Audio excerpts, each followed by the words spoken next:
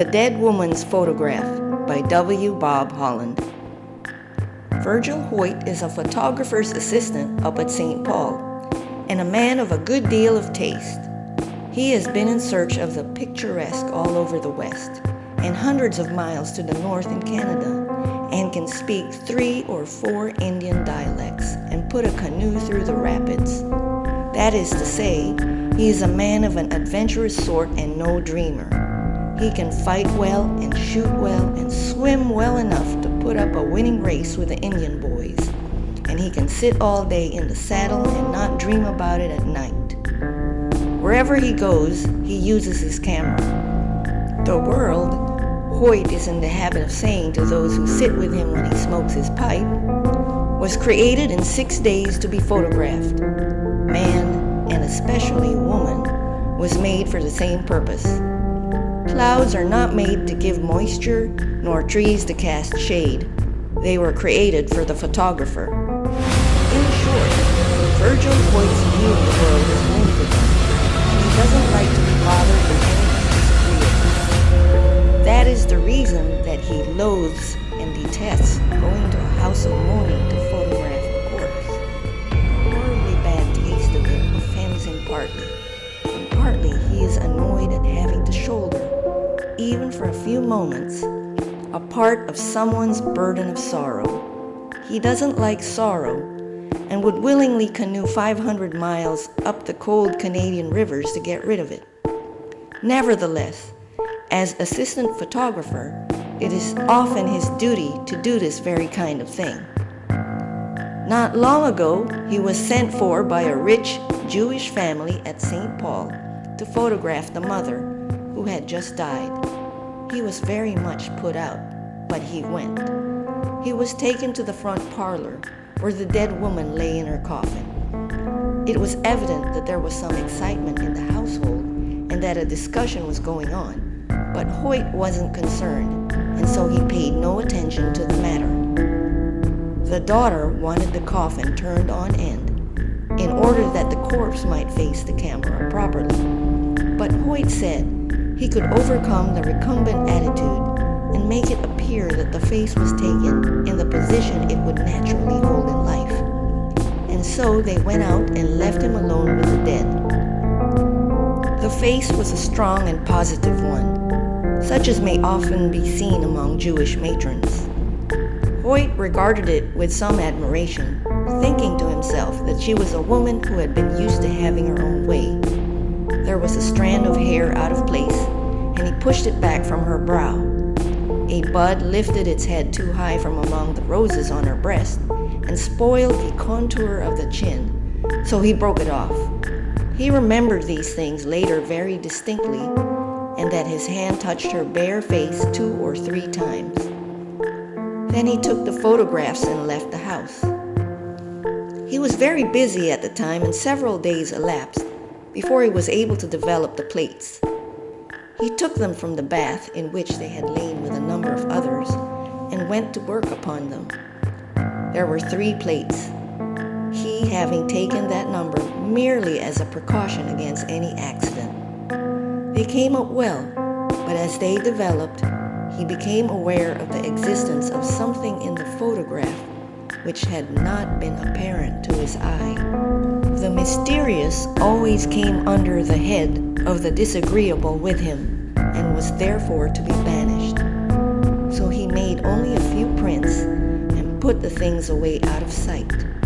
He hoped that something would intervene to save him from attempting an explanation. But it is a part of the general perplexity of life that things do not intervene as they ought, and when they ought. So one day his employer asked him what had become of those photographs. He tried to evade him, but it was futile, and he got out the finished photographs and showed them to him. The older man sat staring at them a long time. "Hoyt," said he at length, "you're a young man, and I suppose you have never seen anything like this before. But I have. Not exactly the same thing, but similar phenomena have come my way a number of times since I went into the business. And I want to tell you there are things in heaven and earth not dreamt of, "Oh, I know all that, Tommy Rot," cried Hoyt angrily. "But when anything happens, I want to know the reason why and how it was done." "All right," said his employer. "Then you might explain why and how the sun rises." But he humored the younger man sufficiently to examine with him the bath in which the plates were the plates themselves, all naked. But the mystery could not be done away with. Hoyt hoped against hope that the friends of the dead woman would somehow forget about the photographs, but of course the wish was unreasonable. And one day the daughter appeared and asked to see the photographs of her mother. Those didn't come up as well as "But let me see them," persisted the lady. "I'd like to look at them anyway." "Well now," said Hoyt, trying to be soothing, as he believed it was always best to be with women. To tell the truth, he was an ignoramus where women were concerned. "I think it would be better if you didn't see them. There are reasons why." He ambled on like this, stupid man that he was, and of course the Jewess said she would see those pictures without any further delay. So poor Hoyt brought them out and placed them in her hand, and then ran for the water pitcher, and had to be at the bother of bathing her forehead to keep her from fainting.